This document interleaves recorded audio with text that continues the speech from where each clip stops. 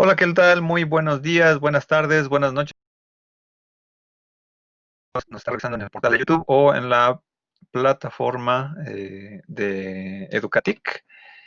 En esta ocasión, arrancamos con la sesión número 23, ¿no? Del curso de imagen y discurso audiovisual. Seguimos con la última unidad, que es la parte de teorías sobre la construcción visual. En este caso, pues bueno, estaremos vislumbrando lo que es la segunda parte del texto de Dudley Andrew. Y pues bueno, de algún modo, pues ya vamos casi, no en la recta final del curso, pero a ir vislumbrando algunos temas que competen más al ámbito cinemático o cinematográfico en un principio, para ver de dónde vienen todos estos alcances, ¿no? Que bien pudiera tener la teoría. Les doy la bienvenida a quienes nos acompañan en esta ocasión. Está Ángela Islas, Brandon Rodríguez Ortega, Eduardo García, Karen Hernández, Carly Flores, Mónica Jimena, Uriel Zamora y Marisol Morales. Entonces, como bien señalábamos en esta ocasión, pues bueno, vamos a ir vislumbrando, ¿no? Las opciones, bueno, las teorías que competen más bien al ámbito realista. Vimos la clase pasada aquellas que competen al ámbito formal, ¿no? A la teoría formalista. Y entonces, pues bueno, vamos a ir viendo, repasando algunos elementos que ustedes también habrán revisado en el texto de los Leandro. Y bueno, en esta ocasión, pues los objetivos que tendríamos que distinguir sería, pues bueno, los aportes de Krakauer y Bazán, ¿no? Bueno, me faltó ahí en la diapositiva mencionar Krakauer y Bazán, pero cuáles son los aportes de cada uno de estos dos autores y vislumbrar que esta perspectiva realista, pues bueno, qué nos da para la apreciación cinematográfica o cinemática. Y de manera inferencial, pues bueno, el conocer esta perspectiva realista también nos da un camino posible para hacer un análisis fílmico o en su defecto una creación audiovisual desde esta perspectiva. Vamos a comenzar con esta visión en general del realismo que camina, ¿no? De algún punto con los primeros años, ¿no? Del arranque del cine. Bueno, ya en términos de que esta visión, ¿no? De la reflexión realista, pues en un principio, pues bueno, converge más con una actividad fílmica que, pues bueno, también tendría que dimensionarse, ¿no? En algunas perspectivas de hacer cine e incluso de relatarlo, ¿no? Aquí, bueno, en la imagen pongo ahí al Kinoclás de Sigaberto, de esta película, los años 20 de la Unión Soviética, en donde, pues bueno, el Kinoclás era la manera muy evidente de plantear una idea de hacer cine, ¿no? Bajo la dimensión documental. Desde alguna manera, bueno, esta película que, bueno, no la puedo poner por copyright, este, pues indica, ¿no? La postura de el ojo verdad, ¿no? O sea, como si hacer cine dijera una verdad, ¿no? Y captara la realidad tal cual. Luego cuando viene el sonido, pues bueno, también es una dinámica que veíamos también con la parte formal que como que se rompe, ¿no? Porque podemos hacer montaje o un fotomontaje en la parte fílmica, pero el sonido, pues de algún modo, aunque se puede truquear, aunque podamos fingir el audio, pues trata de convencer de alguna manera realista que más se parezca a lo que copia, ¿no? Un poco también lo que veíamos en los aspectos del sonido. Dado que así se capta el mensaje, ¿no? Por la parte auditiva, ¿no? Y neurológicamente se construye o se termina de construir.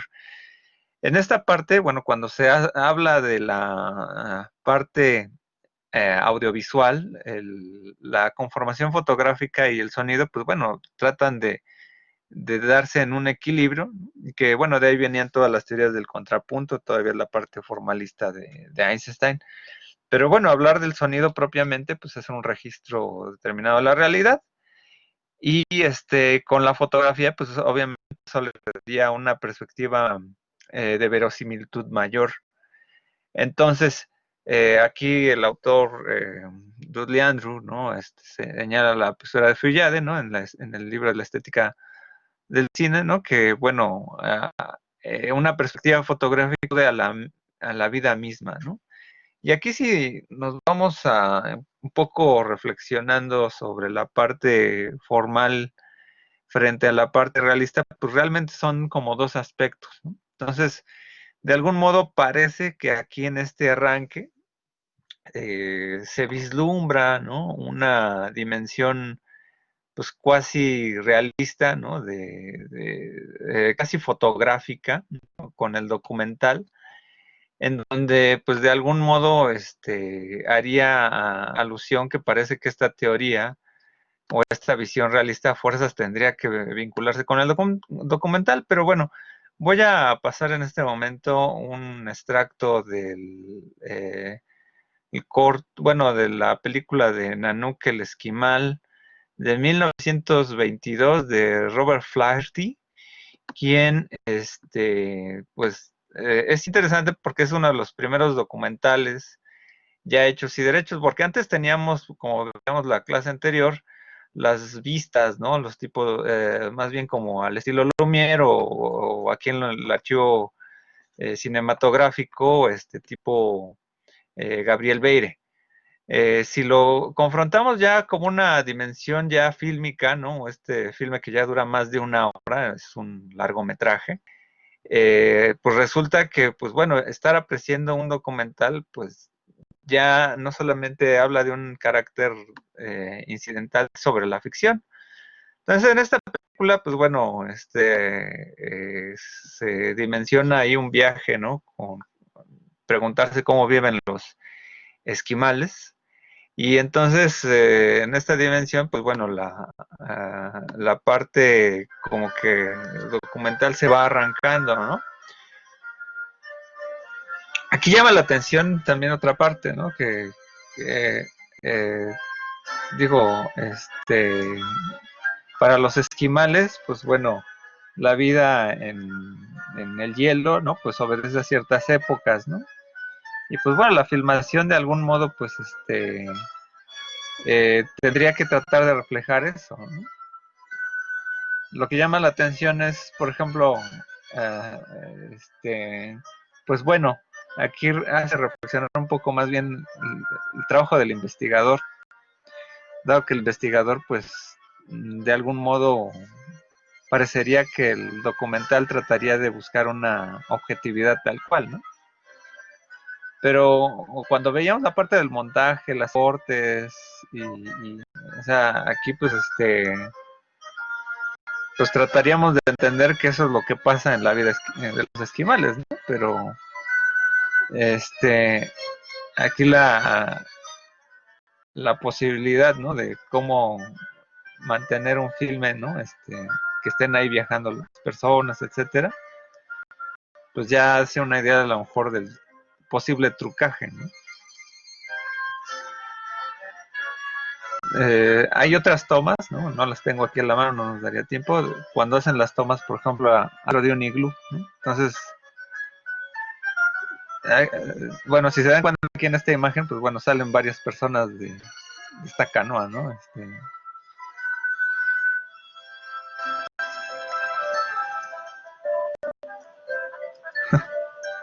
Entonces aquí hay como una alteridad, ¿no? Narrativa, ¿no? Si se dan cuenta, ¿no? Hasta nos podría dar un poco de risa, ¿no? Este aspecto. Y nos vamos dando cuenta de que aquí hay una manipulación de la realidad. O sea, hay un montaje, ¿no? En esta dimensión para que entendamos, aunque el principio de la existencia de estas individuos, ¿no? Los esquimales, ¿no? Pues obedecería un contexto, ¿no? Y lo trataríamos de entender así. Sin embargo, pues bueno, ahí diríamos que está más cerca como la visión del formalismo, como lo veíamos en el montaje ruso. Pero aquí en esta visión de Flaherty, pues realmente pues es manipulación y una alteridad, ¿no? O sea, parece que la parte documental es una segunda dimensión que se encuentra con el cine, ¿no? Y a este encuentro, pues bueno, vamos a ir revisando un poco la propuesta aquí de Krakauer, ¿no? Que bueno, Krakauer tiene una referencia histórica, ¿no? Porque pues bueno, de la Alemania y luego pues emigra, entonces pues bueno, ahí tiene una crítica histórica, ¿no? De Caligari a Hitler, todo este proceso que vincularía, ¿no? Los filmes del expresionismo alemán, ¿no? Y de cómo a lo mejor esa técnica cinematográfica, pues bueno, daría un poco también sentido al tipo de filmes que luego se hacían durante la época de Hitler, ¿no? Que bueno, Hitler, la época de la propaganda hitleriana, ¿no? Con se me acaba de ir el nombre de la cineasta que trabajaba con Hitler, este, este, realmente recuperaba mucho de lo que era el cine, por ejemplo, lo que veíamos con el acorazado Potiemkin. Eh, realmente la propaganda hitleriana pues, retomaba gran parte de la técnica del montaje que también los rusos manejaron. Nada más que pues a conveniencia de un espectáculo, etcétera, ¿no? Leni Riefenstahl, ya me acordé, es ella quien hizo varios filmes durante la época de Hitler, ¿no? Y pues bueno, eh, hay un documental ahí importante de los Juegos Olímpicos, que es El Triunfo de la Voluntad. Y en esa técnica, pues bueno, también se vislumbra, pues bueno, pues una manipulación, una alteridad también de lo que se está viendo, ¿no? Y bueno, el texto aquí de Dudley Andrew, pues va a implicar más el texto aquí de teoría del filme del 60, pero pues vamos a ver que Krakauer, pues bueno, parte de una idea política y casi sociológica, ¿no? De la dimensión fílmica. Y entonces, pues aquí va a contraponerse un poquito con las dimensiones formalistas que habíamos visto, ¿no? Así como habíamos visto un poco la lógica del texto de Andrew, ¿no? Que habla de estos elementos aristotélicos, ¿no? De la causa material, formal, eficiente y final, ¿no? Entonces vamos aquí a retomar, pues, cuál sería la materia prima para la teoría de Krakauer, ¿no? Krakauer, pues bueno, se va a enfocar mucho a la parte fotográfica, a la parte de cómo se va a ir construyendo el discurso fílmico a través de este acto realista, ¿no? E incluso aquí como que nos podría aludir, ¿no? Un poco a la contemplación fílmica por sí misma. En muchos casos, cuando nosotros vemos una película, pues a veces esperamos un relato. Pero cuando hacemos una reflexión sobre los planos, sobre estar absorbiendo todo este universo estético, pues de alguna manera se implica entonces cuál es la técnica con la cual se absorbe el mensaje que estamos vislumbrando. Tenemos aquí una participación. Um, um, bueno, supongo que lo que señalaba sobre Leni Riefenstahl, eh, este, me comenta Mónica Jimena, ¿no? Sobre Goebbels, ¿no? Bueno, Goebbels era un jefe de propaganda, ¿no? Aguas con la palabra publicidad aquí, con cuidado, ¿no? Este, digamos que habían varios departamentos, ¿no? En esa época, ¿no? O sea, y un propagandista, pues no solamente trabaja a nivel visual, ¿no? Entonces, o sea, Goebbels era el que trabajaba con los discursos hitlerianos, etcétera, ¿no? Y bueno, y entre muchos de los aspectos de la propaganda se incluyó la parte fílmica. En la parte fílmica la encargada era Leni Riefenstahl, ¿no? Goebbels pues, era como, eh, podía estar en la parte de discursos, en la parte de organización de eventos, ¿no? Entonces, hay que tener, ahí dato, ¿no? Retomando aquí la parte del tema, ¿no? Entonces, vemos que la dimensión, cuando estamos construyendo o más bien, cuando estamos observando un filme, damos pie o damos sentido a un universo visible, ¿no? Que se nos presenta. Pero partimos del hecho de que el cine, pues, parte del acto fotográfico, ¿no? Del medio. Entonces, el cine, ¿no? Pues tiene ciertas propiedades en términos del cine por sí mismo como medio y las propiedades técnicas, ¿no? Entonces, hay una cualidad ahí fotográfica, ¿no? Que sea la parte visible, ¿no? Por ejemplo, se puede registrar, por ejemplo, en ciertas dimensiones, un color blanco y negro, ¿no? Bueno, en esa época, ¿no? Y otra parte, pues, es cuál es la forma en que se fotografió. Entonces, aquí, por un lado, hace como a reflexionar o combinar como que también la parte formalista, ¿no? Y aquí Krakauer a veces como que decía el texto, como que se confunde muchas veces, ¿no? A veces parece que juega con todavía la parte de la forma, pero algo que va a ir definiendo a Krakauer, ¿no? Es que eh, hay un debate o una conformación del discurso, ¿no? En que lo que se nos presenta cuando observamos algo es una realidad visible, ¿no? Y esa realidad visible, pues bueno, más allá de así como veíamos ahorita el discurso de Nanook el Esquimal, pues damos sentido más bien al aporte en que lo que estamos viendo pues fue fotografiado, ¿no? Aunque haya sido parte final de un montaje en la parte mental, pero en ese examen o en ese reparo de la imagen como subsiste por sí misma, ya nos da un registro. O sea, es un registro como la parte documental, como si fuera documento, ¿no? Una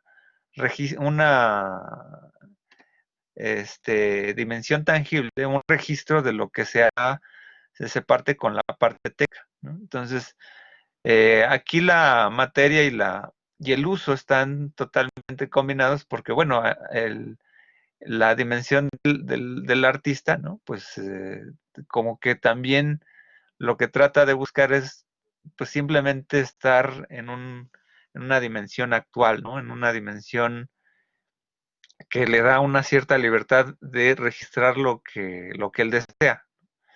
Y aquí, pues, en esta época en donde comienza a darse estos primeros documentales, los años 20, ¿no?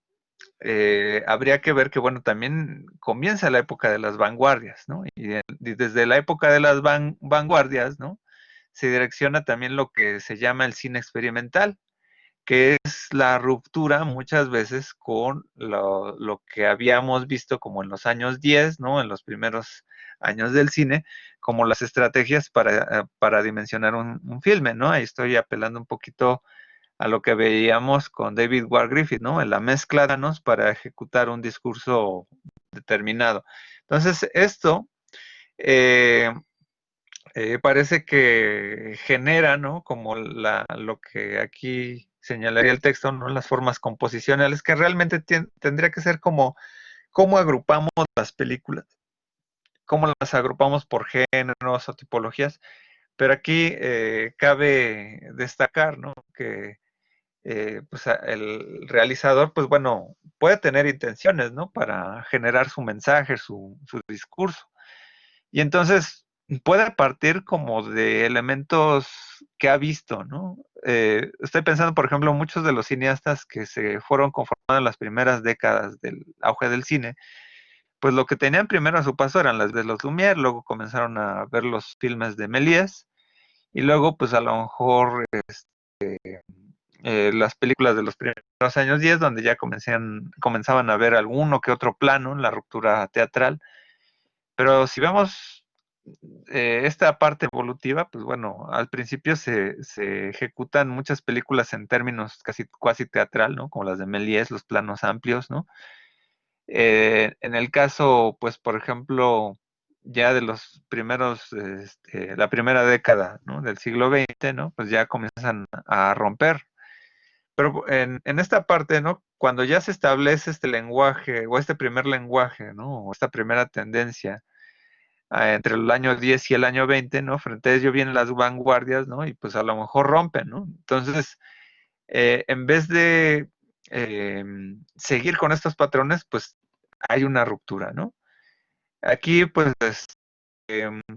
hay dos filmes, ¿no? Que podría poner uno lo señala el texto, que es el de Misterio de Picasso, de Clouseau, pero también quisiera mostrar este, la parte, por ejemplo, aquí de, a ver, bueno, hay varios, ¿no? Estoy viendo cuál, de 1921, de Walter Ruttmann, que es un poco el cine abstracto, ¿no? A ver, voy a hacer cambio de pantalla.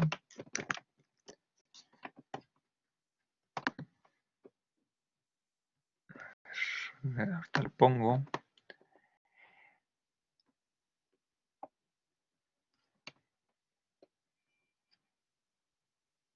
Realmente este filme que vamos a ver eh, es el inicio un poco de lo que después plagia a Disney, ¿no? Con fantasía, un poco con el cine abstracto, ¿no? Sobre todo cuando ponen en fantasía, ¿no? La tocata y fuga, ¿no?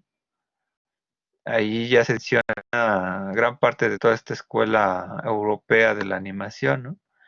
Aquí solamente pues vamos a ver una cuestión de colores, ¿no? Y de, bueno, de ejercicio visual, ¿no? De la sinfonía de Walter Ruttmann, ¿no?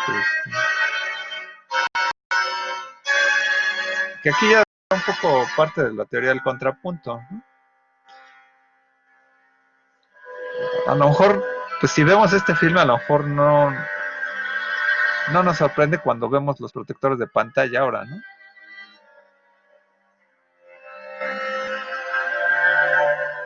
Pero pese a que estamos ahorita viendo animación, también es un registro, ¿no?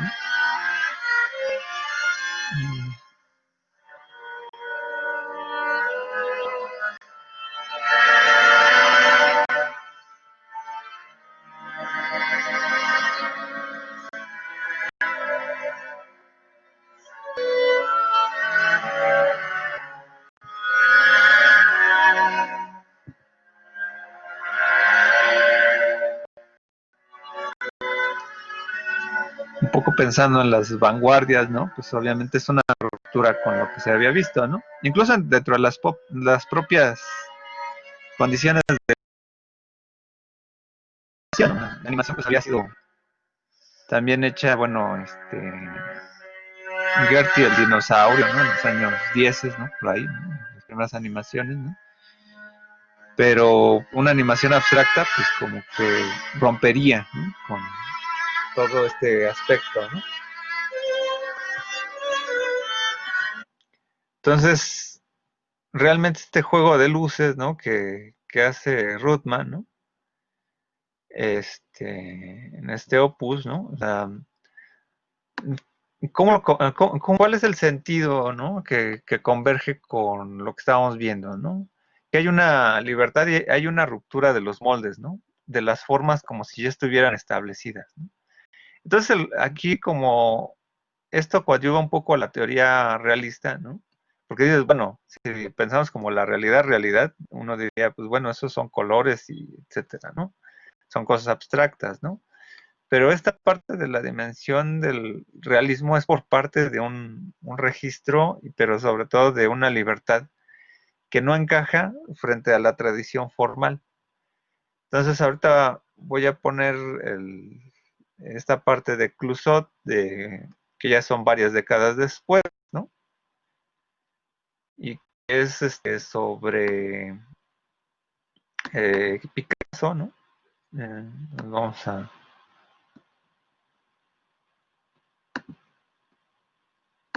que compartirla.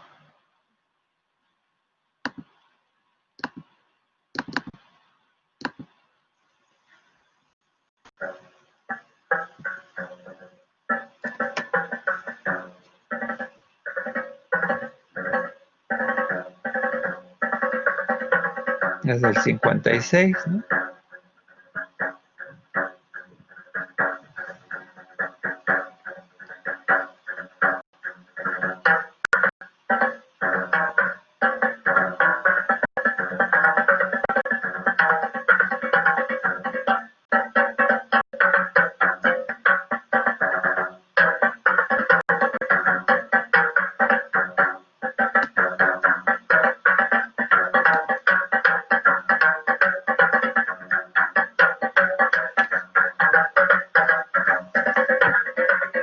Digo, aquí pueden haber muchas interpretaciones, ¿no? Pero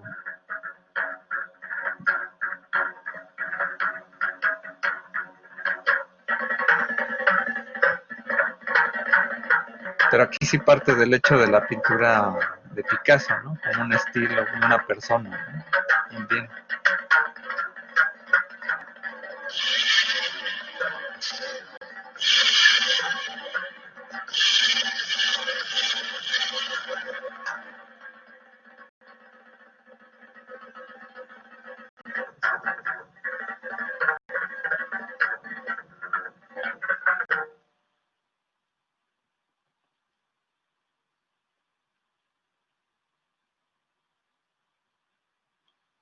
Ok, bueno.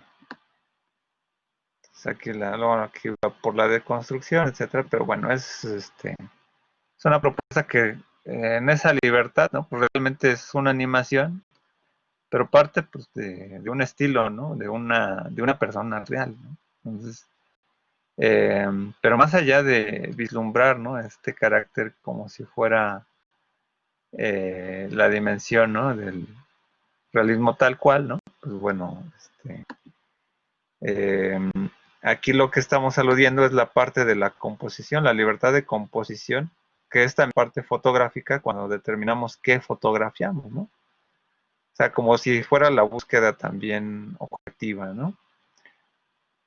Entonces aquí, ¿no? En las formas, ¿no? Pues se generan tendencias, formas, como si fueran géneros, ¿no? Y pues un poco de lo que se vislumbra aquí, ¿no? Esta confrontación de cómo ubicar este tipo de cine experimental, ¿no? Cómo rompería, ¿no? Las tendencias, ¿no? Que a veces estamos acostumbrados a ver.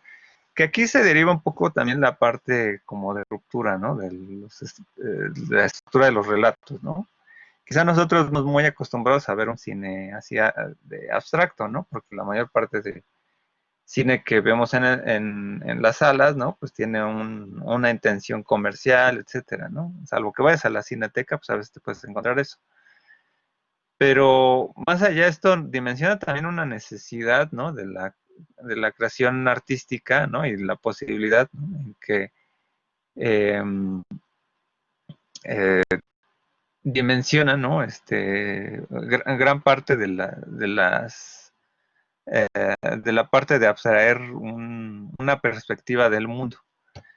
Digo, por ahí el texto después señala otra parte de Walter Ruttmann, ¿no? Que es la Sinfonía de Berlín, ¿no? Que ya van bajo la misma dinámica, ¿no? Pero pues ya hay mezcla ahí algunas fotografías, ¿no? Pero más o menos se va aquí conformando también lo que era la búsqueda también de Bertov, ¿no? El, eh, que eh, había una parte también frente a lo experimental, también como el documental, como estar fuera de las estructuras normativas del cine, ¿no? Del relato, ¿no? Aunque sí, Alberto, pues veía esta parte como si fuera un noticiario, ¿no? Entonces, eh, ahí la parte, ¿no? En el hombre frente a la cámara, ¿no? Pues, es cuestionar, ¿no? Qué tanto el documental también se acerca a la realidad, porque ahí hay una parte de donde se equilibra frente a la forma, ¿no? O una determinación cinemática, ¿no? En Siga Bertop se hace un buen de elementos de montaje, ¿no?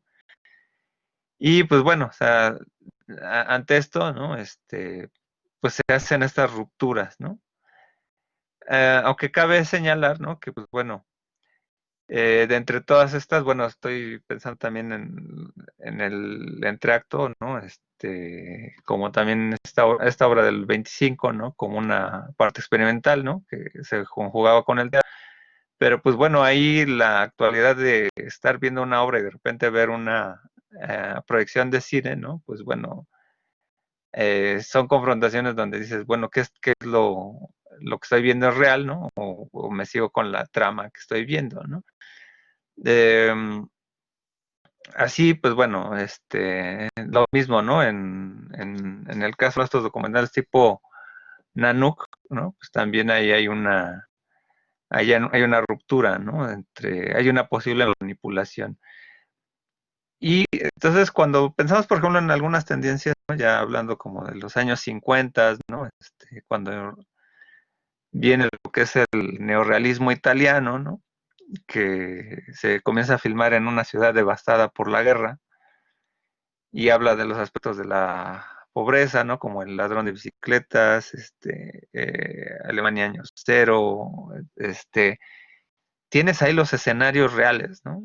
Pero deposita unas ficciones en donde te conmueve a lo mejor la existencia de esos planos, de esa realidad donde está filmada, ¿no? Y pero que está manipulado el discurso, pues bueno, ahí viene como que la posible verosimilitud del discurso, ¿no? Como una parte en donde se mezcla la parte documental con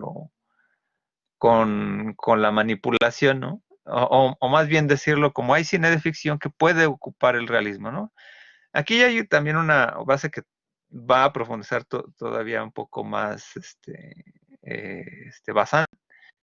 Y pero bueno, el caso es que Krakauer, pues bueno, de algún modo ya lo vislumbra, ¿no? Por ahí. Dice Marisol Morales, podría ser como lo del nacimiento de una nación, pero ¿a qué te refieres? ¿A que tiene un aspecto realista o qué sería?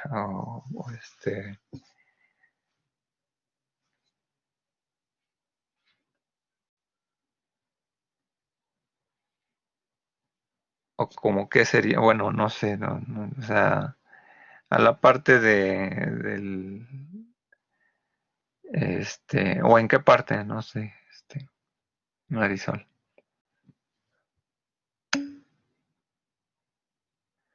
Ok, bueno, aunque, bueno, dice, pues un aspecto de una situación real, pero el montaje con un fin distorsionado.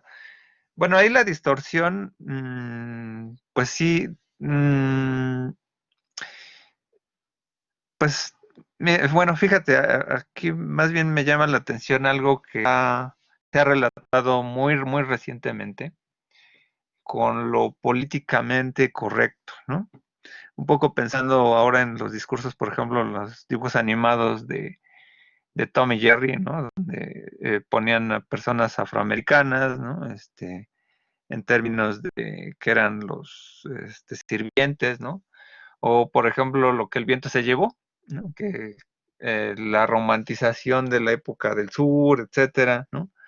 Que son ya a lo mejor sobreinterpretación, pero por ejemplo, digo, quizá ustedes no están acostumbrados a lo mejor ver tanto este cine clásico, pero por ejemplo, esta película de lo que el viento se llevó, pues bueno, al final confronta a las personas que vivían bien y después cómo les cuesta trabajo volver a vivir esa parte, ¿no? Pero bueno, esa es una parte como que sucedió, ¿no? En la parte histórica, ¿no? En el nacimiento de una nación, es una película pues obviamente muy peligrosa porque sí hay como una tendencia ideológica, ¿no? Y ahí pues, por ejemplo, Krakauer sí, sí critica, ¿no? La parte, por ejemplo, en los filmes, cuando hay una manipulación per se, ¿no? Hay una intención en sentido del detrimento, ¿no? Humano, ¿no? O sea, como que ahí hay una dimensión como de la condición ideológica que no debería de afectar, o más bien, porque lo ideológico sería como un modelo, una forma, ¿no? Y entonces en el nacimiento de una nación, aunque experimenta con las formas fílmicas, se recuerda más por la parte ideológica en algunas cosas, ¿no?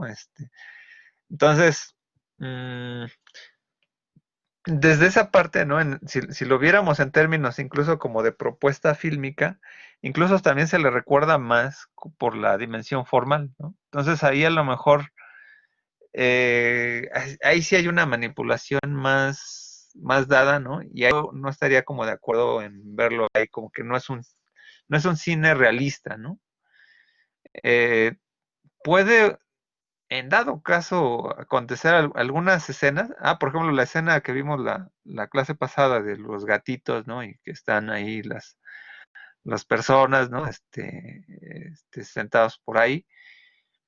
Pues ahí tiene un grado de realismo, ¿no? Un grado de realismo, pero no es sobre la obra en su totalidad, ¿no? O sea, pueden haber escenas que lo contengan, pero no necesariamente ya en la totalidad del discurso ahí se rompería, ¿no? Que es un poco la idea un poco de Krakauer, como esa tratar de hacer ruptura, ¿no? Quizá ahí, incluso pensando en la película que después hizo David Waugh Griffith, que es Intolerancia, entonces trató de reivindicar por estas ideas eh, este, tan supremacistas, ¿no? Pues trató de tratar de reivindicarse con una idea de que la intolerancia siempre ha existido en la humanidad, ¿no? Pero bueno, ahí al fin y al cabo, pues era como, en ambas películas obedecen también una parte ideológica, ¿no? Que bueno, esta historia de intolerancia es un montaje largo, ¿no? Es una película muy larga, ¿no? De 4 historias vinculadas, ¿no? En donde hay un montaje alternado, paralelo, ¿no? En diversas épocas, ¿no? Pero ahí pues finalmente gana la forma, ¿no? Quizá la parte del realismo, pues ahí lo tendríamos que vincular más con el aspecto cinemático, ¿no? O sea, ¿qué se sale del cine, ¿no? Entonces, quizá ahí los experimentos fotográficos en el cine experimental sí valen la pena, ¿no? Ok, bueno, eh, es una pregunta interesante, ¿no? Y bueno, pasamos con André Bazin, ¿no? Quien sería, pues bueno, quien incluso por ahí señala el texto, ¿no? Así como veíamos que Einstein es como el representante, ¿no? Casi, casi al por mayor de la tradición formal, pues Bazin va a ser aquel que va a estar más dentro de la dimensión realista, que aquí tiene unos aportes bien, bien interesantes Bazin, porque aquí él ya comienza a acercarse un poco a la parte semiótica. Bueno, no es que los demás no se acerquen, ¿no? Sino que más bien aquí, más bien a la tradición estructural por Cahiers du Cinema, ¿no? Que eran estos revistas, ¿no? Que se hicieron en los 50, ¿no? Y pues ahí eh, de la mano con este otro teórico, me acaba de ir el nombre, ¿no? Hizo estos cuadernos, ¿no? Jacques Donoil Bacros, quienes son los que comienzan a tratar de depositar como una reflexión sobre la forma o sobre cómo se dimensiona el cine, ¿no? O sea, como... Y bueno, pues ahí pasa un poco también por el IDEC, ¿no? Que los estudios, Instituto de Altos Estudios Cinematográficos. Y sobre todo, pues bueno, ya cuando publica este texto en el 57 de qué es el cine, ¿no? Que son ensayos precisamente para reflexionar sobre la estructura cinematográfica. De alguna manera, las ideas, ¿no? De Bazin, ¿no? Eh, van a fortalecer algunos elementos también que tienen que ver con el montaje, ¿no? Pero sobre todo darle límites, ¿no? Sobre la posibilidad artística, ¿no?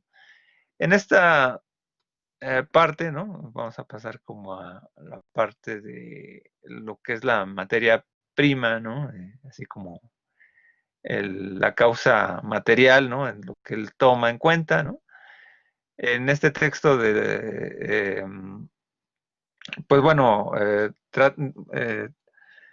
trata de dimensionar esta relación entre fotografía y cine, ¿no? Que pues como si fuéramos agarrando varios elementos de la realidad, ¿no? Y los delimitáramos, ¿no? Entonces, esta parte, ¿no? Del arte, ¿no? Como tratar de vincular lo real por el proceso fotográfico, ¿no? Que es una parte existencial del cine, ¿no? Una búsqueda también histórica del ser humano en tratar de depositar pictóricamente una copia fiel de lo que está observando, ¿no?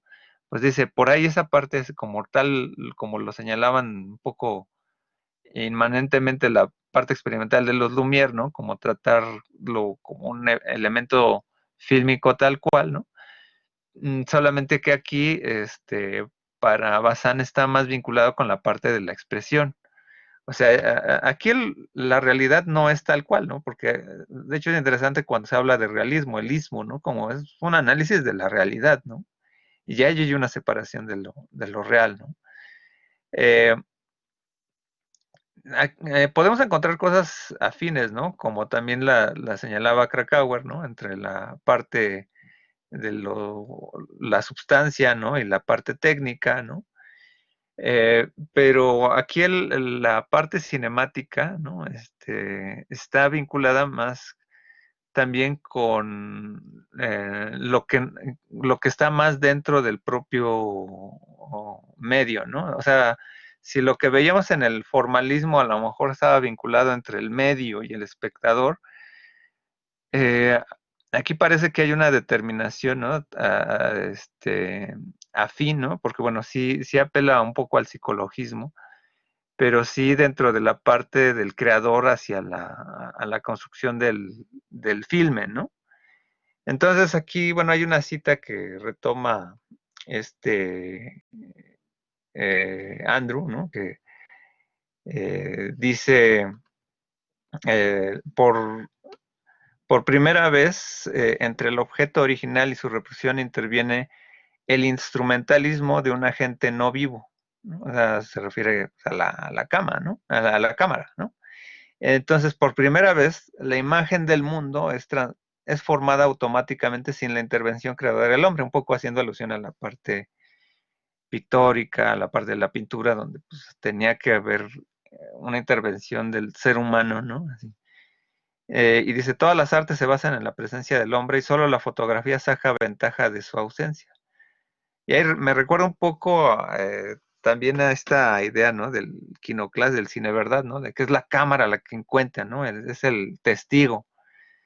También, si vieron esta película de Historia de Lisboa, ¿no? De Wim Wenders, también hace alusión también a esa parte, ¿no? De la fotografía, ¿no? De cómo son tomadas las vistas, ¿no? O sea, incluso podríamos tener en la espalda, ¿no? La cámara, ¿no? Pero la cámara va a seguir funcionando, ¿no? ¿Qué cosa ahí es interesante? Bueno, lo que me gusta también de la película de Historia de Lisboa, que pues bueno, también hace alusión a lo que son los vidiotas, ¿no? La gente que carga su cámara y graba cualquier cosa, ¿no? Y ya se siente cineasta, ¿no? En esto, pues realmente lo que soporta es dentro de la parte instrumental, ¿no? Que es un poco también dejar o dar pie, ¿no? Que la, como que la forma aquí también se vuelve parte de la sustancia, ¿no? Como la parte fílmica por el hecho de ver cine, ¿no? O sea, es ahí una parte fundamental, ¿no? O sea, la fotografía por el propio instrumento. Entonces aquí dice, todas las artes se basan en la presencia del hombre y solo la fotografía saca ventaja de su ausencia. La fotografía nos afecta como un fenómeno de la naturaleza, como una flor o un copo de nieve, cuyos orígenes vegetales y terrenales son parte inseparable de su belleza, ¿no? Entonces, bueno, aquí la parte como física, ¿no? Como que pasa, ¿no? de manera dentro de lo representable, ¿no? Sino a partir de la manera, ¿no? O sea, no a través del qué, sino del cómo, ¿no? Eh, a través de como de la operación, ¿no? No es una representación, sino es una operación de visibilidad, ¿no? O sea, no es una representación visible, sino es una operación que juega con nuestra visión, con nuestra mente, gracias a su poder técnico, ¿no? Entonces ahí el, el espectador no está vinculándose en una parte como a lo mejor más kantiana, como lo veíamos con Musterberg, ¿no? Sino a partir de, pues a lo mejor más idealista, eh, ¿qué será, no? Más desde una postura de los universales, ¿no? A una creencia, ¿no? En donde lo que nos da el artista, ¿no? Pues es lo que tenemos que creer. Entonces, aquí hay una especie de dimensión como más inductiva. Entonces nosotros hacemos aquí como que está intrínseca como la parte de los empiristas, ¿no? Como que lo que nos genera las sensaciones. Y de hecho esto juega muchas veces en algún tipo de eventos, ¿no? Como cuando aparece el cine, ¿no? Pues llega a manifestarse por la parte de espectáculo, ¿no? Cuando, por ejemplo, el arribo del tren a la ciudad, ¿no? Pues sorprendía a los espectadores, ¿no? También en los primeros años del cine, ¿no? Habían muchos experimentos, ¿no? De hacer cine en más del círculo de 360 grados, ¿no? Y eso era como una parte espectacular, ¿no? Ese impacto tecnológico juega, ¿no? Con cómo darle fidelidad, ¿no? A la parte de la invención tecnológica frente al ojo humano. Entonces, aquí la tecnología tiene una parte fundamental, ¿no? Como si fuera eh, una dimensión que genera experiencias, que genera sugestiones, ¿no? Que nos da una impresión, ¿no? O sea, como que si nos marcara, ¿no?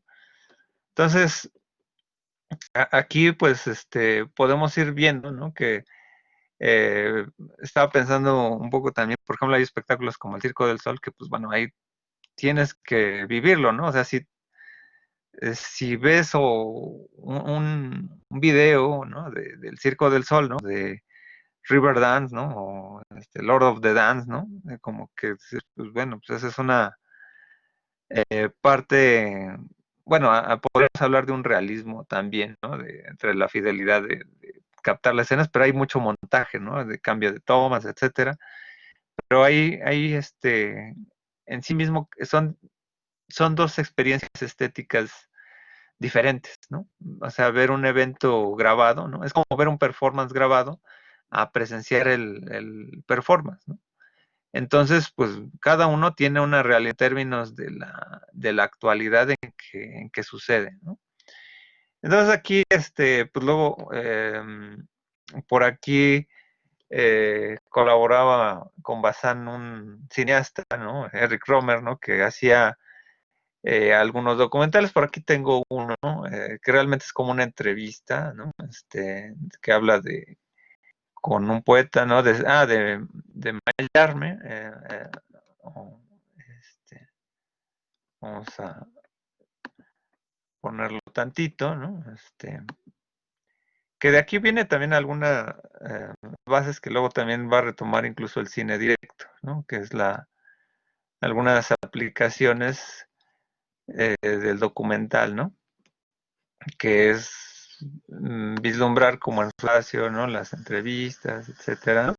En realidad esta es una entrevista, ¿no? Sobre pues, casi documental, ¿no? Pero, y juega un poco, ¿no? Con la parte de la poesía, ¿no? Las palabras que nos dan a la boca de la mañana son literalmente transcritas de detenimiento con el Buret Ce qui frappe, maître, dans la poésie d'aujourd'hui, c'est son extrême diversité. L'étiquette de symboliste est beaucoup plus vague que n'était jadis celle de romantique ou de parnassien. D'où vient, à votre avis? Bueno, aquí realmente es casi una entrevista, ¿no? Pero pues bueno, aquí al ver en el cine, ¿no?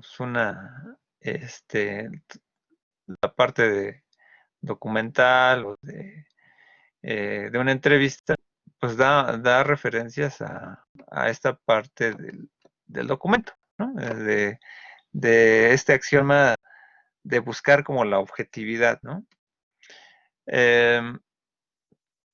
Bueno, por aquí un lado, ¿no? Pues juega con toda esta parte, ¿no? Que es realidad, ¿no? Y técnica, ¿no? Entonces aquí habla un poco entre la parte del uso y la forma, ¿no?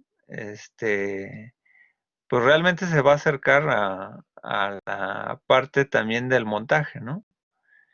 Porque aquí, por ejemplo, tenemos en esta entrevista, pues varios cortes, ¿no? Y no son las mismas tomas, ¿no? A veces está aquí la persona en un plano cercano, ¿no? Plano medio, ¿no? Van sentado, ¿no? Hay insertos, ¿no? Hay movimientos, ¿no? Entonces, pues bueno,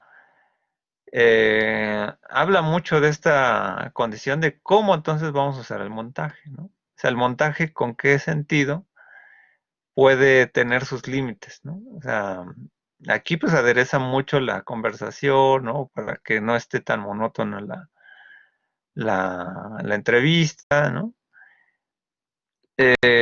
Y pues muchas veces nosotros en este ritmo cotidiano que estamos tan cercanos a los medios electrónicos, ¿no? Pues vamos viendo, ¿no? Que este, como, como que si te tardas más en una toma de más de 8 segundos, este, pues como que rompe, como que se hace lento, se hace aburrido, ¿no? O sea, como que estamos muy acostumbrados a este cambio de imágenes, ¿no? De fotografías, de gráficos, ¿no? Entonces, aquí el uso, pues bueno, tiene que jugar mucho con la experiencia, o sea, tiene un carácter totalmente de inducción.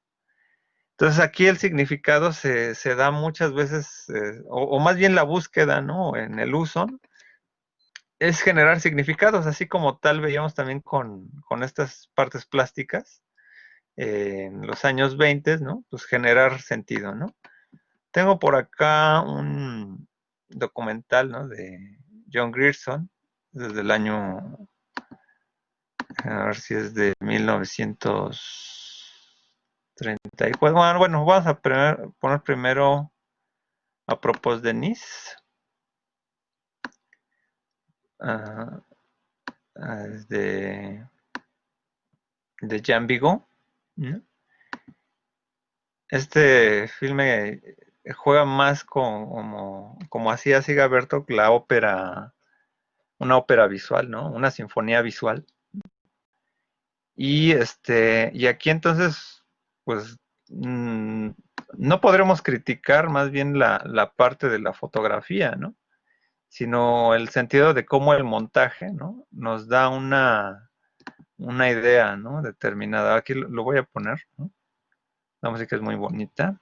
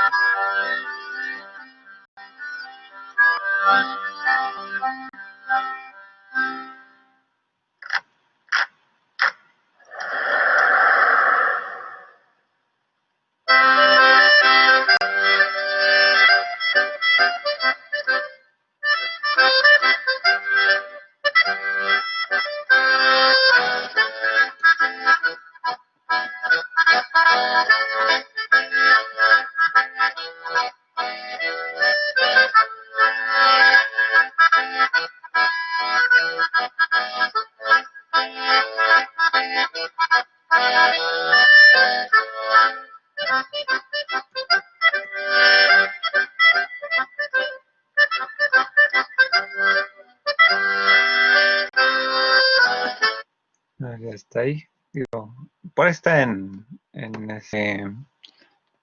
archivo.org, si la quieren tener a ver.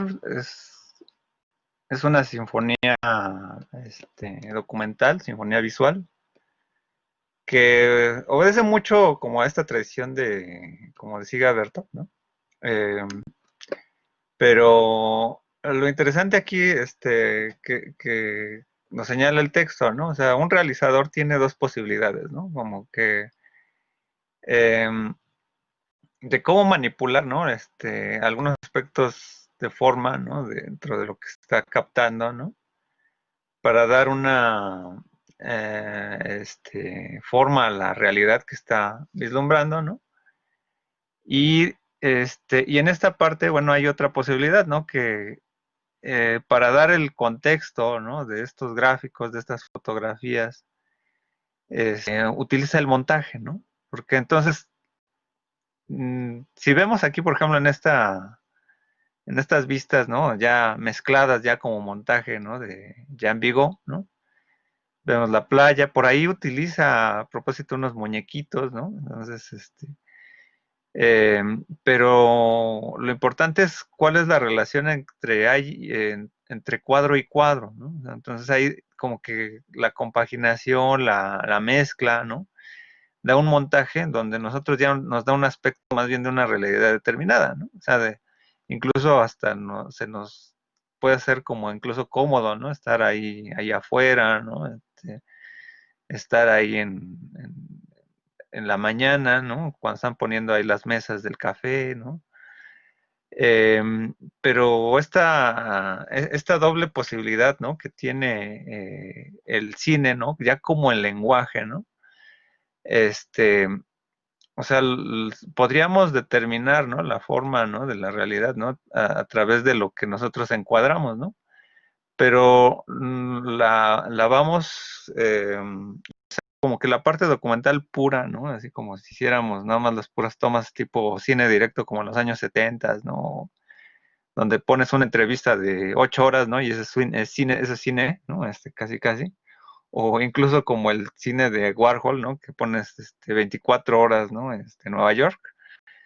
Pues bueno, hay una intención, ¿no? Pero el montaje te puede simplificar mucho esto para decir, bueno, ¿qué más hay, ¿no? Alrededor de lo que yo estoy viendo, ¿no? O sea, están esas dos posibilidades, ¿no? La fotografía por sí misma y el montaje, ¿no? Entonces aquí el segundo caso, pues bueno, construye ya más un discurso, ¿no? O sea, vemos una narración aquí de cuadro y cuadro, ¿no? Donde vemos o sea, realmente aquí estamos viendo como el inicio del día, ¿no?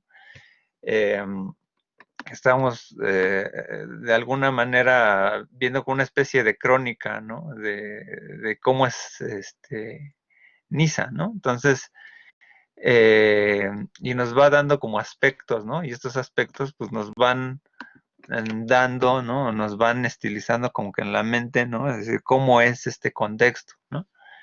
Entonces aquí dice, bueno, aquí reconoce la parte como del montaje, ¿no? Pero también la parte de la música, pues bueno, nos guía, ¿no? Que aquí es un poco la parte de los principios del musical, ¿no? Donde la música también da un ritmo, ¿no? Pero eso es más dentro de la teoría del montaje einsteiniana, ¿no? Pero entonces aquí, ¿qué es lo que confronta? O sea, se va a dar cuenta Bazán que hay películas que de alguna manera, ¿no? Pues tienen esa alteración per se, ¿no? O sea, no es simplemente fotografía tal cual, sino que hay un orden, ¿no? Del discurso. O sea, hay una manipulación, ¿no? Entonces, aquí, por ejemplo, aquí está, vamos a ver eh, la, este documental de Gerson, ¿no? Este es del 34, ¿no? Igual tiene algunos elementos todavía experimentales, ¿no?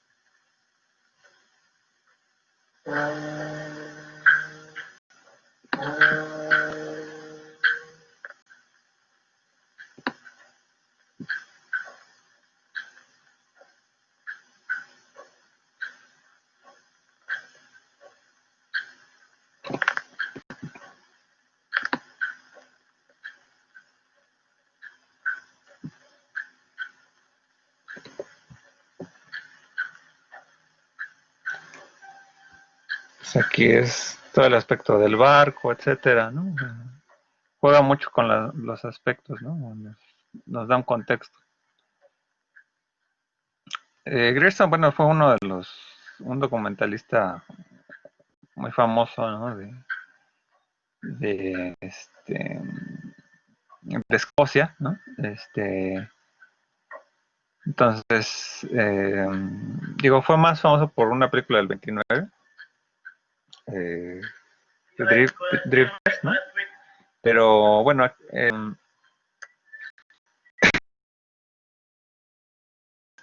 igual ¿no? Sus temas son alrededor, ¿no? De su mundo cercano, ¿no? El mar, ¿no? Los pescadores, ¿no? Digo, tiene muchas más obras, ¿no? Después luego, hay obras como The Man on Africa, ¿no? Pero aquí viene un poco más la parte del lenguaje, la parte de la técnica, ¿no? O sea, vemos aquí una fluidez del montaje, ¿no? El uso del sonido es fundamental, ¿no?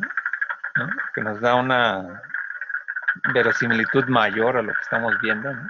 Bueno, aquí ya el cine sonoro ayuda mucho, ¿no?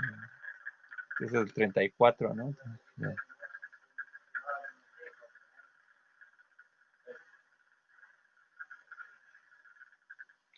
Me recuerda, por ejemplo, esta película que estuvo el año pasado del Faro, ¿no? Cómo los sonidos son fundamentales, ¿no? O sea, sin el sonido hay películas que no tendrían una narrativa, ¿no? En esa parte, ¿no?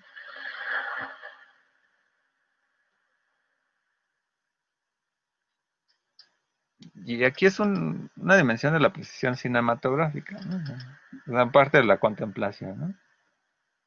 Digo, disculpa que estén hablando, que esté así como hablando durante. esta parte, pero creo que vale la pena el comentario, ¿no? Lo ideal es que a lo mejor ustedes la puedan ver con calma, ¿no? Pero aquí un poco comentando la parte que nos interesa, ¿no? Y hasta aquí, pues bueno, digo, seguimos revisando pues, documentales, ¿no? Hay algunos otros documentales que, bueno, por derechos de autor, pues no los pude poner, pero, digo, el de Sigaberto no lo puede poner, pero hay otro tipo de filmes, ¿no? Donde ya son ficciones, ¿no? Tal cuales, ¿no? En donde, por ejemplo, o hay pseudo documentales como Haxan, ¿no? Que es, o se llaman Las Brujas, ¿no? Que es como el primer antecedente de La Bruja de Blair, ¿no? En donde a través del documental pues hay dramatizaciones, ¿no? Y fue una película tremenda, ¿no? De Haxan, ¿no? De hecho, la imagen que está aquí a cuadro es de Haxan, ¿no? También por ahí está la carreta fantasma de Víctor Strom, que son películas con corte también expresionista, en donde sí hay una parte de la verosimilitud, ¿no? Bueno, es una pregunta, disculpen, apenas la vislumbré porque, bueno, estoy controlando aquí la parte visual de Karen Hernández dice, profe, en esta parte de cine experimental, ¿podría entrar los filmes de Dalí? Bueno, ya vemos que pues Dalí, en este eje Dalí, Buñuel, ¿no? Por ejemplo, El perro andaluz, ¿no? El cine surrealista, el cine surrealista, pues bueno, parte como una vanguardia y en la parte, bueno, en la visión de Krakauer, podríamos ver que hay una parte de realismo en términos del uso dramático. Digo, no del uso dramático, sino de lo que genera la emoción por verlo, ¿no? O sea, eh, estoy pensando, bueno, no busqué ahorita alguna película de Dalí. Bueno, bueno la del perro andaluz la uso más para la siguiente sesión, ¿no? Como ejemplo, ¿no? Este, pero bueno, en esta, en este juego, ¿no? Por ejemplo, visual, cuando ponen cosas a descontexto, ¿no? Este, pescado no sé, fuera de lugar, no sé, estoy viendo varias, imaginándome alguna escena, ¿no? Surrealista, ¿no?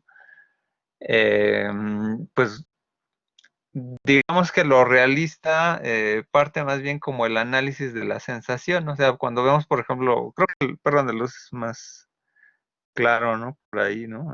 Vemos un ojo que lo están cortando, etcétera. O o las hormigas, ¿no? Del perro andaluz, ¿no?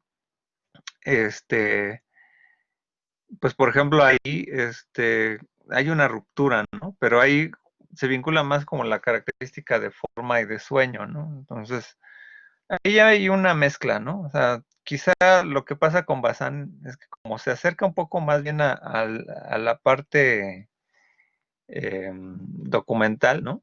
No tanto a la alteración intencional, pues bueno, ahí sería, pues bueno, interesante, ¿no? O sea, digo, en el perro andaluz, ¿no? Pues sí, sí hay escenas, ¿no? Como por ejemplo van en una bicicleta, etcétera, ¿no? Y eso lo puedes abstraer, ¿no? Tal cual, ¿no? Eh, no sé, estoy pensando qué otra, bueno, la edad, bueno, la edad de oro, pues también tuvo con Buñuel, ¿no? Luego, eh, hay una psicológica, bueno, que es la de Hitchcock, ¿no? Y bueno, por ahí está también hay una animación, ¿no? De Disney, ¿no? También por ahí. Eh, pero creo que, por ejemplo, en Dalí sí hay más una intención, o sea, nos vamos más que nada por ahí por la libertad y por la sensación. O sea, sí cubre una cuota de realismo, o sea, si lo analizáramos dentro de esta perspectiva. Pero creo que el cine de Dalí es una mezcla, ¿no? Siempre va como parte del montaje, ¿no? Aunque hay escenas, cuando extraemos una escena, o sea, sí las podemos, por ejemplo, vislumbrar que tienen algunos aspectos realistas, ¿no? Que es quizá ahí donde va aterrizando también Bazán, ¿no? La última parte de la exposición, ¿no? Por ejemplo, ¿no? Pero antes que nada, eso sí, Dalí pues está dentro de esa parte de las vanguardias, ¿no? Dalí y Buñuel, ¿no? Que son ellos, esa dupla, ¿no? Luego los dalicenses, pues bueno, van a darle más crédito a Dalí, los buñuelenses pues van a decir que es más Buñuel las películas, ¿no? Pero bueno, ahí están ubicadas dentro de una parte. De ahí viene toda la parte de cómo se usa el montaje, ¿no? El montaje tiene estos límites, ¿no? O sea, el texto por ahí va mencionando que, bueno, cuál es la posibilidad, ¿no? Como en La Carreta Fantasma, ¿no? Esta película que no puedo poner porque tiene derechos de autor, sino por ahí estar en internet, ¿no? De Víctor Sostrom, ¿no? De ahí viene esta escena que luego retoman en el Resplandor Stanley Kubrick, ¿no? La parte de los hachazos sobre una puerta. Pues genera esa sensación, ¿no? De eso, lo estoy viviendo, ¿no? Y ahí, por ejemplo, nos confrontaría mucho a pensar, un poco pensando en esta parte como entre lo surrealista, ¿no? Esa parte que invitó como señaló Karen. Por ejemplo, ¿qué pasa, por ejemplo, con el cine snuff, ¿no? Por ejemplo, ¿no? Donde hay cine que dices que, bueno, son asesinatos reales, etcétera, ¿no? Y dices, bueno, podrían ser verosímiles porque los creo que sean así, ¿no? O sea, pueden haber cine que está truqueado, ¿no? O videos truqueados, ¿no? Pero hay otros videos que dices, sí, sí creo que está ahí la persona desollada, ¿no? Más allá del gesto, porque hay gente que le gusta este tipo de cine, en el aspecto de la verosimilitud, o sea, hay una configuración de qué es lo que nos puede mentir o no, ¿no? Es decir, qué es lo que nos puede generar de manera realista, ¿no? El aspecto que estamos viendo, ¿no? O sea, si vemos el ojo del perro andaluz que lo están cortando, pues dices, bueno, eso es terrible, ¿no? Hasta puedes sentir como que los sabores, ¿no? El navajazo, ¿no? Esa parte de la sensación sí genera una parte de realismo, ¿no? Pero ahí es una vinculación muy útil del montaje, ¿no? Aquí en este cuadro, ¿no? Que está aquí en la pantalla, ¿no? Que es las reglas del juego de Renoir. Bueno, Renoir y Orson Welles, ¿no? Son contemporáneos, ¿no? A Wells se le señala, ¿no? Por esta conformación de lo que es el plano secuencia, ¿no? Aunque el plano secuencia ya había como vislumbrado, bueno, decía, creo que Orson Welles, si mal no recuerdo que era, su inspiración, creo que era John Houston, ¿no? Entonces, no, lo estoy confundiendo, creo, bueno, digo, retomaba gran parte, ¿no? De lo que había visto también del cine expresionista Orson Welles, ¿no? También ya en la dimensión norteamericana, ¿no? Entonces aquí, John Ford, ¿no? Uno, ¿no? John Ford, ¿no? O sea, como que el, el cine de John Ford había motivado mucho al cine de Wells, ¿no? Y pues bueno, de algún modo, el cine está vinculado, ¿no? Entonces lo que genera Wells, como el plano secuencia, que es la ruptura de planos que había hecho antes David Ward Griffith, ¿no? Entonces como que redimensiona el cine. Y entonces, del otro lado, ¿no? Está Jean Renoir, ¿no? Jean Renoir también usa a veces el plano secuencia. Entonces, nada más que históricamente como que se le da más la paternidad a a Wells, ¿no? Por esta dimensión memorable del cine por el Ciudadano Kane, ¿no? Pero en ambos casos, ¿no? El uso del montaje, ¿no? Un plano secuencia nos da un carácter de verosimilitud tremenda, ¿no? O sea, porque dices, lo estoy viendo, ¿no? O sea, estoy viendo que se mueven, ¿no? Las cosas. O incluso, por ejemplo, cuando vemos cine documental, cuando vemos animales, ¿no? Pues también, y ponen la toma que está fija y está aconteciendo, ¿no? Como el tigre, caza a su presa, etcétera. Pues dice, eso te llena, te lleva a decir, lo estoy viendo, ¿no? O un poco como en el cine documental, cuando estás viendo una persona que está haciendo artesanía, ¿no? Pues como que deleita los ojos porque te sigue dimensionando, está ahí, estoy viendo que está armando esto, y no hay cortes, ¿no? Entonces le creo, lo siento, lo puedo, incluso es tangible el barro, qué sé yo. Entonces en esta parte, ¿no? Implica mucho el sentido, ¿no? De lo que es la función, ¿no? Que es generar verosimilitud, es una forma del arte, ¿no? También esta película, ¿no? De un día, bueno, ahí puse el cartel, ¿no? De Country, pero es también de Renoir, ¿no? Un día, este, un parti de campaña, del 36, ¿no? Pues bueno, más o menos trata de generar verosimilitud como están ahí en el lago, como están ahí en el picnic, ¿no? Casi casi. Y es una parte que te da una sensación de proximidad, ¿no? Con lo que estás viendo. Entonces ahí puede existir películas de ficción que tengan un carácter realista, ¿no? Que es un poco por ahí donde va este sentido, ¿no? Como incluso haciendo uso del montaje, ¿no? Entonces, y ahí muchas veces vamos a determinar que la técnica cinematográfica, por ejemplo, estoy pensando en de estos últimos cineastas, bueno, cineastas contemporáneos ya más de la segunda parte del siglo XX, ¿no? Tarkovsky, ¿no? Que juega mucho con la fotografía. O hay películas que sin la fotografía no serían mucho, ¿no? Por ejemplo, El Renacido de Iñárritu, ¿no? Eh, la fotografía, ¿no? Este, es totalmente importante, ¿no? Entonces, de Lubezki, ¿no? O sea, hace mucho alusión a lo que en las películas de Tarkovsky se jugaba con la fotografía, ¿no? Y ahí es interesante ver desde esta dimensión, ¿no? Que es como una perspectiva de análisis como estético de forma, cómo este tipo de películas o esta dimensión como más allá de pensar que lo documental por lo documental es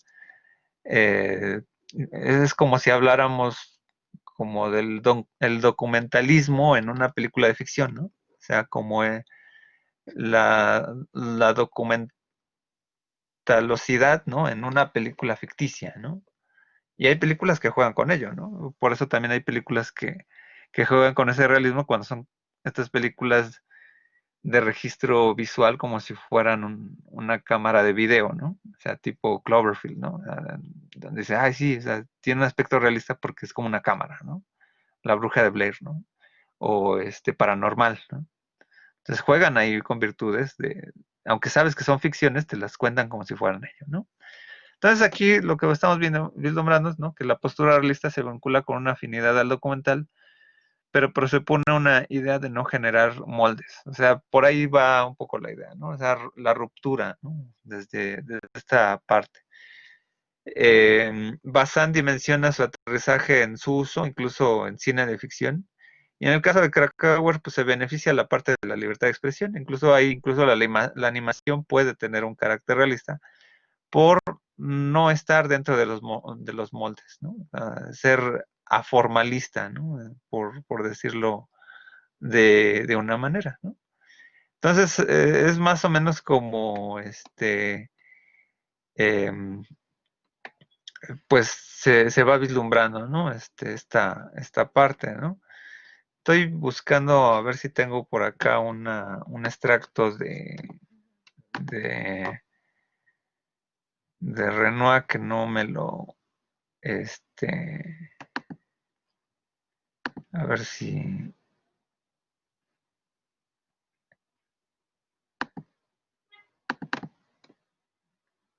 que no me lo identifique derechos de autor, ¿no? Que ahorita ya es más difícil luego en YouTube, ¿no? Te reporta esto y pues bueno, y ya con esto cierro, ¿no? Esta es una escena, ¿no? De la gran ilusión, ¿no? Vamos a ponerlo, compartir pantalla. Son los oficiales. Ok, bueno. Interesante esta película, dado que, bueno, ya es cerca del, bueno, es 37, ¿no? De las primeras películas de Renoir, pero este, aquí hablando un poco de lo que mencionaba por ahí, este, Mónica, Brandon, ¿no? Mónica, ¿no? De la parte de Goebbels, ¿no? Eh, esta película, ¿no? Pues era ¿cómo se llama? Anti-alemana, ¿no? O sea, es una, eh, es una película que se censuró antes de la guerra en Italia. Bueno, sería interesante que la revisaran, ¿no? Este, es sobre un campo de concentración, ¿no? Durante la Primera Guerra Mundial. Y bueno, pues ahí relativamente histórico, ¿no? Bueno, ayuda ahí a plantear algunos elementos que dan verosimilitud al caso, ¿no? O sea, finalmente aquí vamos a ir viendo que hay películas que no necesariamente son documentales, pero que a veces se mezcla esta idea, ¿no? Entonces, de algún modo, pues bueno, está esta dimensión posible, o sea, si de algún modo ustedes quieren hacer en algún momento como el trabajo final o alguna propuesta, ¿no? De película, de video realista, ¿no? Por así decirlo, no necesariamente tiene que ser documental, ¿no? Pero ahí sí debe de apoyarse con elementos tanto en la parte técnica o justificarlos dentro de esa manera, ¿no?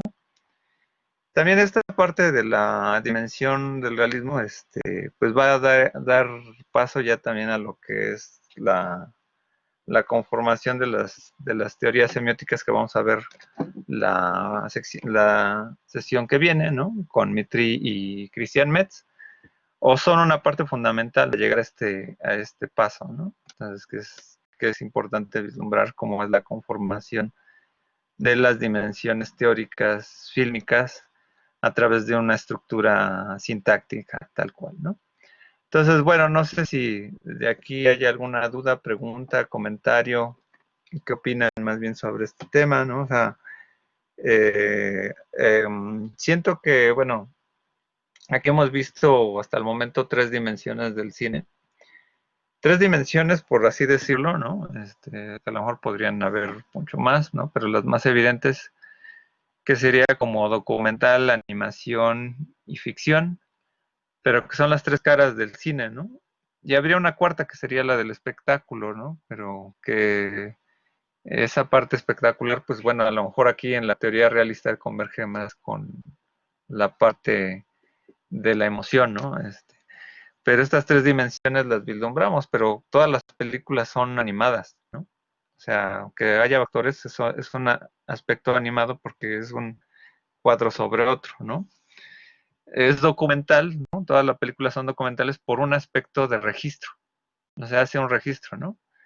Ahora, ya eso ya hablaríamos de teorías, ¿no? Sobre qué pasa con el cine generado por CGI, ¿no? Por computadora, ¿no? Por síntesis de imágenes, ¿no?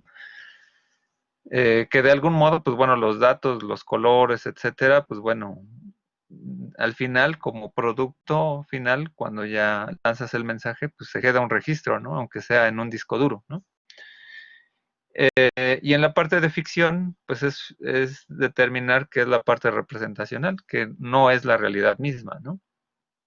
O sea, eso es lo interesante, ¿no? Son 3 dimensiones mismas dentro del cine, pero que a veces las confundimos o las determinamos más que nada como por tendencias o géneros, ¿no? Que hay un género documental, un género de ficción y hay un género de animación, pero realmente todas las películas tienen esos 3 elementos, ¿no?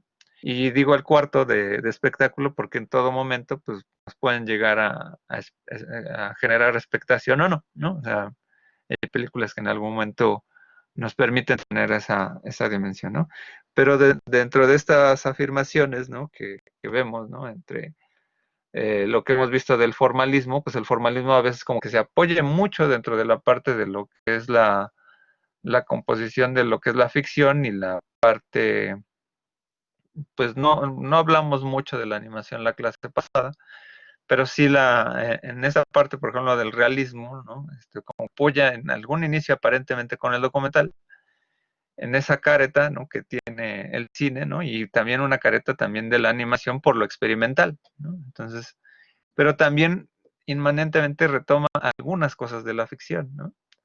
O sea, parece que se contraponen esas dos posturas, pero son complementarias, ¿no? Cuando la parte de las teorías semióticas, ¿no? Con Mitri y Metz, ¿no? Con la parte del lenguaje, parece que se aterriza o se revalora estas dos dimensiones. Entonces, no sé, alguna duda, pregunta, comentario, ¿qué les parece? ¿Qué les pareció el texto? Digo, la sesión anterior terminé muy abruptamente, pero ya no di mucho tiempo para comentarios, pero bueno, estamos reflexionando sobre cine. No sé si algunos de ustedes conocían algunas de estas obras fílmicas o se habían puesto a echarse un clavado, ¿no? En estas películas que hemos visto, bueno, estos cortos, ¿no? No hemos visto las películas, pero si conocían un poquito de formación fílmica, ¿no? Este,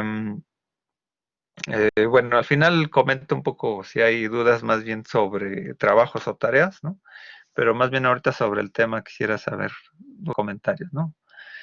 Bueno, Mónica Jiménez yo no sabía, bueno,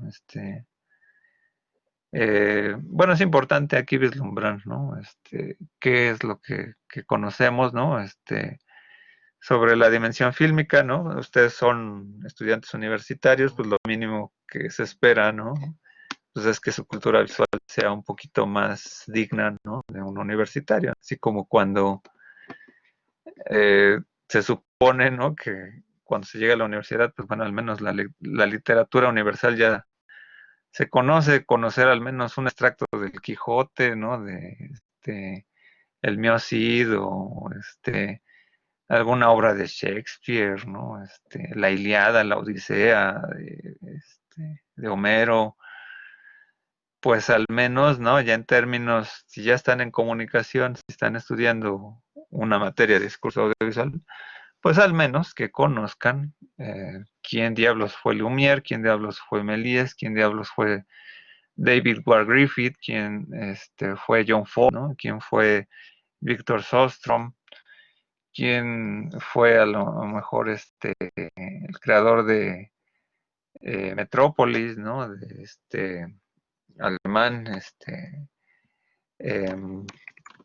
eh, bueno, quién fue Alfred Hitchcock, ¿no? Eh, digamos que tengan esa cultura cinematográfica, ¿no? Fritz Lang, ¿no? Entonces, y lo mismo, ¿no? Con los rusos, ¿no? Que hay diversas escuelas, ¿no? Eduardo García, no conocía más que algunas partes de Sergei Eisenstein en la película que Viva México. Eso me parece muy interesante de los demás autores. Bueno, Eisenstein es todo un caso, ¿no? Porque, bueno, además la de que Viva México pues, fue una película inconclusa, fue como que su gran problema de carrera esa película, ¿no? Porque además le volaron luego partes de la película los norteamericanos, ¿no? Porque recuerdo que en ese entonces el revelado se hacía en Estados Unidos y ya no se los regresaron. Y luego algunos tractos de esa película de Que Viva México se las fusilaron para algunas otras películas los norteamericanos. Pero es bueno ubicar, ¿no? Cuáles son las obras fundamentales, ¿no? La de Siga-Bertov, ¿no? El Kinoclass, ¿no? Potiemkin, ¿no? Einstein, ¿no? Eh, digo, cabe mencionar, ¿no? Que me reportó a YouTube, ¿no? Cuando subí el video, ¿no? Que no me reportó nada sobre Potiemkin, pero sí sobre la música de Potiemkin, que tenía derechos de autor, ¿no? Me sorprendió que la película de Méliès tuviera todavía derechos de autor, o sea, es interesante, pero bueno. Igual no lo mismo, ¿no? Con Méliès, ¿no? ¿Cómo se llama? Bueno, de Méliès hasta donde yo sé, creo que sí ya están liberados, ¿no? Los derechos, ¿no? Bueno, creo ya el de él ya pasaron, ¿no? Aquí tengo, pues, Mi Luna, ¿no? De Méliès, ¿no? Pero bueno, este, de algún modo, bueno, de Fritz Lang, ¿no? A ver si es también todo un caso, ¿no? O sea, la parte de ciencia ficción, cómo se va construyendo, ¿no? A lo largo del tiempo, ¿no? Y es importante, pues, ver que, bueno, también el cine de Fritz Lang, pues, fue también fundamental, pues, para una época, ¿no? En términos de la construcción, pues, ahí futurista, ¿no? Eh, desde esa parte, ¿no? Entonces, acá un poquito aquí tengo mi figura, ¿no? Lo mismo, quien fue, bueno, aquí, Alfred Hitchcock, ¿no? Y bueno, hay otros personajes, ¿no? Sí, también, ¿no? En el cine, ¿no? Que ir identificando, ¿no? Algunos elementos, ¿no? Sobre la historia fílmica, ¿no? Pero sobre todo aquí cuando dimensionamos la parte teórica, ¿no? Que es cuando ya obligaría que nosotros conociéramos las películas, ¿no? Entonces ahí, bueno, yo mi tesis de licenciatura pues la hice sobre nada más una parte de la teoría de Christian Metz. O sea, ni siquiera tomé en cuenta la banda, su análisis esquemático, ¿no? De la banda, sintagmática, ¿no? No la retomé, pero sí retomé la parte psicológica, ¿no? Lacaniana y del significante imaginario, ¿no? Entonces, con eso se pueden ir desde una perspectiva para hablar sobre un aspecto del cine, ¿no? Puede ser sobre la historia, sobre una película, ¿no? Como un análisis, ¿no? O la vinculación a otros medios, ¿no? Entonces también es importante que vislumbren eso, pues a la larga, ¿no? Entonces, pues no sé, alguna duda, pregunta, yo sé que, digo, es un poco eh, lamentable, ¿no? Que, bueno, que no participen mucho, pero bueno, bueno, también lo digo por los compañeros que no se conectan, ¿no? Pero bueno, creo que hay muchas dudas, bueno, no se me hace un texto, ¿cómo se dice? Pues tan a la ligera, ¿no? Pero bueno, independientemente de eso, creo que vale la pena ahí estar al pendiente sobre lo que puede ser su trabajo final, ¿no? Si van a hacer un análisis, ¿no? O van a hacer una especie de montaje, ¿no? Desde una perspectiva determinada. Entonces ahorita ya hemos avanzado la parte formalista, ¿no? Los arranques, ¿no? De las teorías cinematográficas. Ya conocen un poco ahora las tomas, ¿no? Las tomas pues las subirán ya en esta semana, ¿no? Con día límite del domingo, ¿no? Entonces, pues bueno, no sé, alguna duda, pregunta, ya con esto, bueno, sobre la sesión, ¿no? Duda, cuestionamiento, comentario, ¿no?